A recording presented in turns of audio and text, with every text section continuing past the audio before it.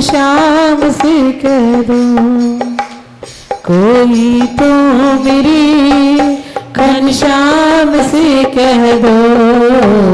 अरे वो मथुरा ना जाए, वो वापिस लौट के आए, हमें वो छोड़ ना जाए।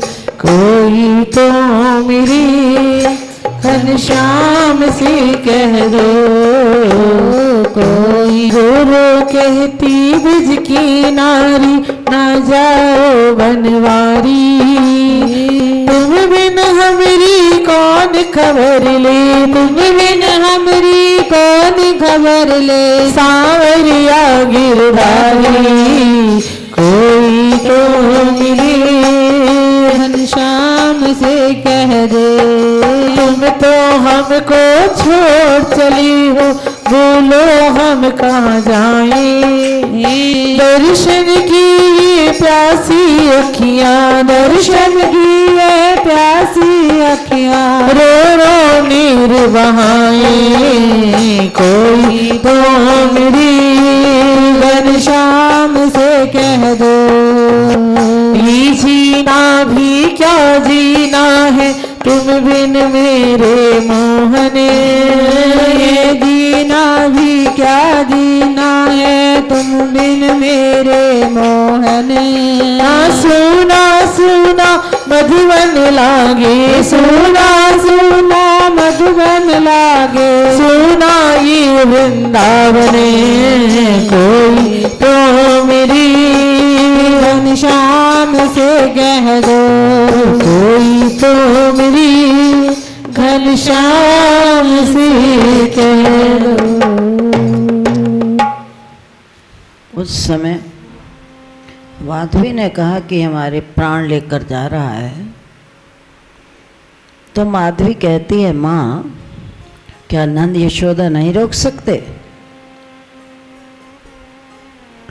माधवी की सास ने उत्तर दिया, बेटी जब भगवान की अपनी इच्छा हो जाती है ना, तो उसे दुनिया में रोकने की ताकत किसी को नहीं है।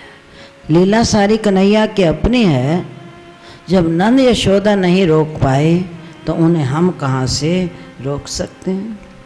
इतने में रथ तैयार हो गया, सब करुण क्रंदन कर रहे हैं, चीत्कार पुकार चारों तरफ से, हमारा प्राण आधार जा रहा है, कोई रोको। लेकिन रोकने की क्षमता किसमें है?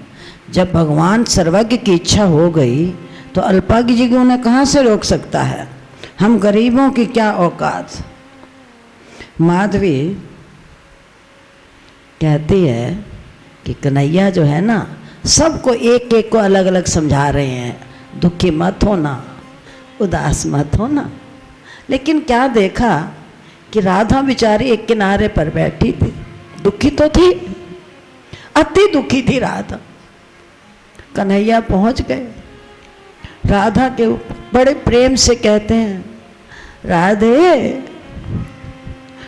दुखी ना हो ना, मैं परसों लौट कर आ जाऊंगा। राधा मौन हो गई। जब भगवान की लीला होती है ना, उसमें सबको मौन होना पड़ता। मात्र मैं परसों आ जाऊंगा, कह रहा हूं ना, मैं परसों आ जाऊंगा। तो चलते समय कन्हैया ने 3 चीजें दी राधा, एक बांसुरी, दूसरा मोर पंख और तीसरा काली कमरे। माधवी मौन रही, देखती है कि शायद अब कन्हैया मेरी ओर निहार ले। लेकिन कन्हैया तो न्याय के तराजू में होकर तुले खड़े हैं। तो माधवी अपनी सासू से पूछती है, माँ जब इन सब का इतना प्रेम था, इतना विरह था, तो ये प्राण क्यों नहीं निकले इनके? माधवी पूछ रही है अपनी सास से, जब इनका इतना प्रेम था तो इनके प्राण क्यों नहीं निकले? सास कहती है, बेटी इनके प्राण कृष्ण मिलने की आस में नहीं निकले, कि कन्हैया ने कहा था मैं परसों आ जाऊंगा। परसों हरि आवत कह गए परसों वाली आवत कह गए पर बीत गए वर्षों, कई वर्ष बीत गए, पर सुख कहाँ न था। भगवान चले गए, अक्रूर रथ पर बैठाकर लेकर जा रहा है। सारे के सारे ब्रजवासी परस्पर मिल मिलकर कृष्ण लीलाओं का गान कर कर के अपने समय को व्यतीत करने लगे, उनकी लीलाओं को याद कर कर कि कन्हैया हमारे साथ खेलता था, माखन चुराता था, हमें आनंद से ओत-प्रोत करता था, अब हमारे साथ कौन खेलेगा? कोई खेलने वाला नहीं है इस समय हमारे साथ, सब रो रहे हैं। लेकिन कोई कितना भी रो ले, कोई कितना भी सर पटक ले, भगवान तो वही करते हैं जो वो स्वयं चाहते हैं। समय सबका धीरे धीरे बीतने लगा। इन सबको तो फिर भी इस जन्म में कन्हैया के मिलने की आशा थी, लेकिन माधवी को तो इस जन्म में मिलने की कहीं कोई आशा भी नहीं थी। इसीलिए जब विरह वेदना के बाण किसी को लग जाते हैं ना, तो उसकी पीड़ा केवल वही जानता है जिसे इस विरह वेदना के बाण लगे हुए हैं। दूसरा तो हंसी मजाक करता है, दूसरे के लिए तो खेल होता है, तड़पता वही जीव है। तो आज माधवी ने सोचा कि मैं यमुना में कूद कर इस देह का त्याग कर दूंगी। चल पड़ी, लेकिन मार्ग में कौन मिला? जो श्री जी की सखी थी ना, एक चंपक लता। उसने रोने का कारण पूछा कि तुम क्यों रोती हो? तो माधवी ने उत्तर दिया, कृष्ण का विरह। चंपक लता ने कहा, कृष्ण का विरह को तुम्हारे लिए अनोखा है, वो तो सबके लिए है। जब तक कन्हैया नहीं आएंगे तब तक हम सबको उस विरह की वेदना में तड़पना पड़ेगा, विरह की अग्नि में तपना पड़ेगा। जब ये बात सबके लिए है तो क्या ये विरह तुम्हारे लिए कोई अलग है? तो माधवी कहती है कि तुम सब ने तो कन्हैया को पाकर खोया है, तुम सब ने कन्हैया को पाकर खोया है, लेकिन मैं तो बिना पाए ही खो चुकी हूँ। मेरे और आपके विरह में जो है ना बहुत अंतर है। माधवी ने सारा जो वृत्तांत था उसको सुना दिया। तो सखी कहती है कि चल मैं तुझे श्री जी के पास ले चलती हूँ। राधा रानी बरसाने वाली इसलिए कहा गया है कि एक किसी को वस्तु दी जाती है, एक वस्तु किसी को दी जाती है और एक वस्तु बरसाए जी, कहते हैं ना वर्षा हो रही है और बौछार कर दी। राधा रानी बरसाने वाली तो बरसाती है, केवल देती ही नहीं, लेकिन हमें लेने का सलीका हो। चल तू मेरे साथ श्री जी के पास चल, और श्री राधा रानी के चरणों में हर रोग की दवा मिल जाती। जब माधवी वहाँ पर पहुँची तो क्या देखा? एक गोपी दीवार के ऊपर 1+1+1+1 लिखती जा रही है।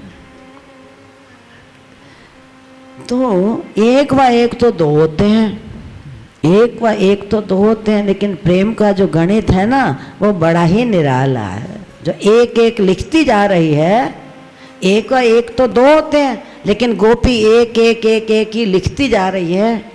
तो संत कहते हैं कि प्रेम का जो गणित है ना वो बड़ा ही निराला है, बड़ा ही विलक्षण है। वो गणित कैसा है? 1 व 1 तो 1 ही होता है। जब प्रेम पराकाष्ठा तक परस्पर एक दूसरे का हो जाता है तो वो 2 नहीं रह जाते, वो तो उस समय केवल 1 ही रह जाते हैं। उस समय माधवी ने श्री जी को अपने मन की सारी व्यथा सुना दी। उस समय जब माधवी ने अपनी व्यथा को सुनाया तो श्री जी के जो नेत्र थे ना वो सजल हो गए, आँखों में आंसू छरछर बहने लगे। और राधा जी ने, श्री जी ने कहा कि देखो, परम पिता परमात्मा करुणा निधान का उनका जो हर एक विधान है ना वो सदा मंगलमय होता है, कभी उसका अमंगल हो नहीं सकता। भगवान का प्रत्येक विधान मंगल में होता है, कभी उसमें अमंगल हो नहीं सकता। अर्थात कहने का अभिप्राय ईश्वर जो करता है वो अच्छा ही करता है। ए मानव से तो परिवर्तन को काहे को डरता है।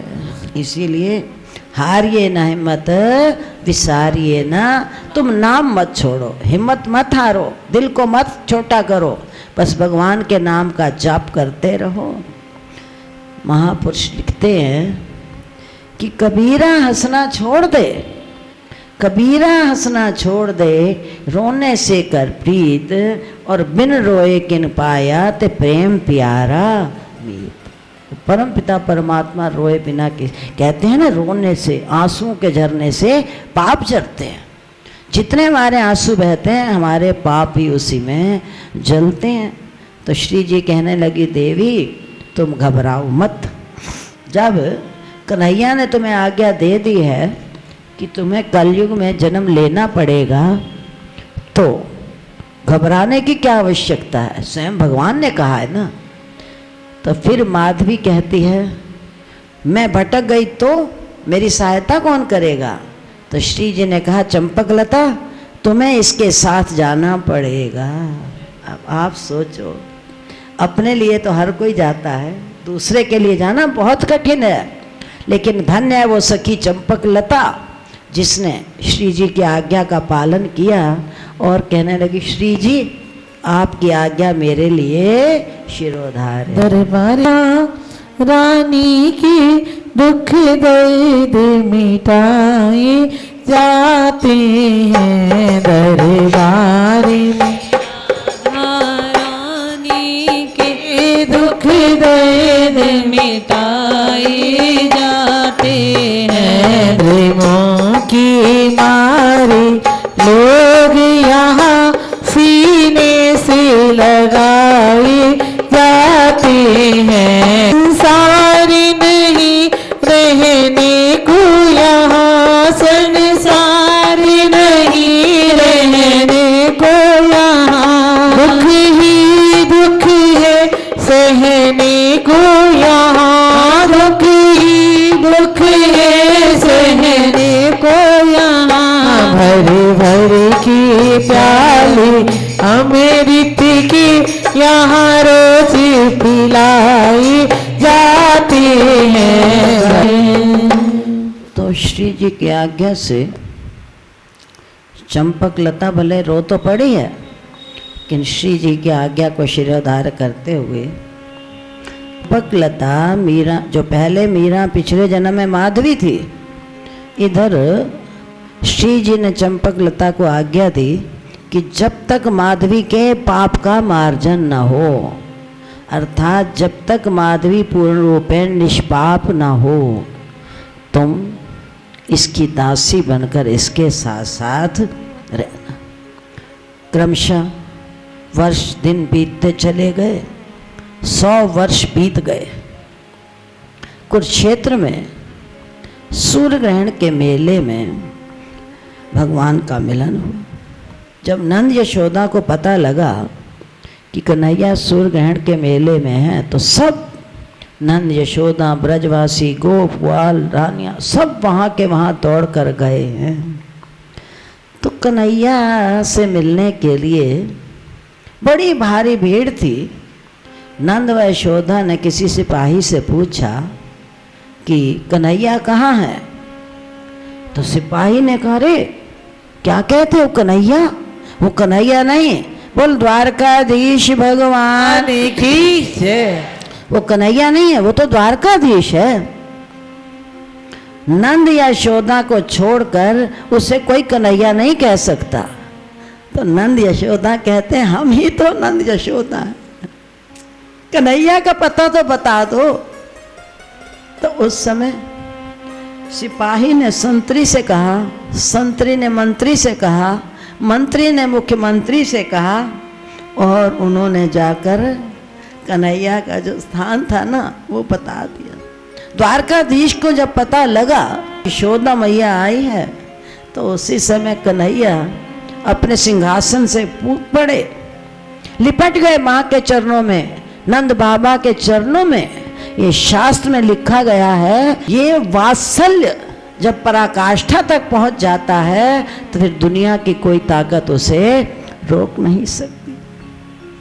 माँ मुझे क्षमा कर दो ना, बार बार कन्हैया नंद बाबा व यशोदा माँ के चरणों पे गिरते हैं, हाँ बाबा मुझे क्षमा कर दो ना, मुझे क्षमा कर दो। तो नंद बाबा कहते हैं, बेटा क्या मेरे लाला को माखन नहीं मिलता? मेरा लाला तो दुबला हो गया, बड़ा कमजोर हो गया।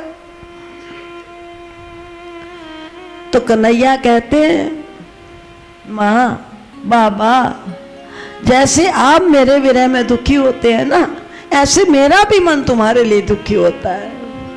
क्योंकि जिस भावना से, जिस गति से हम भगवान को पुकारते हैं, उसी गति से भगवान का भी हमारे प्रति आकर्षण बढ़ता है। ऐसी बात नहीं कि हम तड़पते हैं तो वो उनके मन में प्यार नहीं होता। प्यार और प्रेम तो उनके हृदय में भी सतत जागरूक रहता है। ये तो गीता का सिद्धांत है कि मेरा जो भक्त मुझे जिस भाव से भजता है, मैं भी उसी भाव से उसका भजन करता हूँ। क्योंकि ये यथा माम प्रपद्यन्ते तांस तथैव भजाम्यहम्, मैं तो उसका भजन करता ही करता हूँ।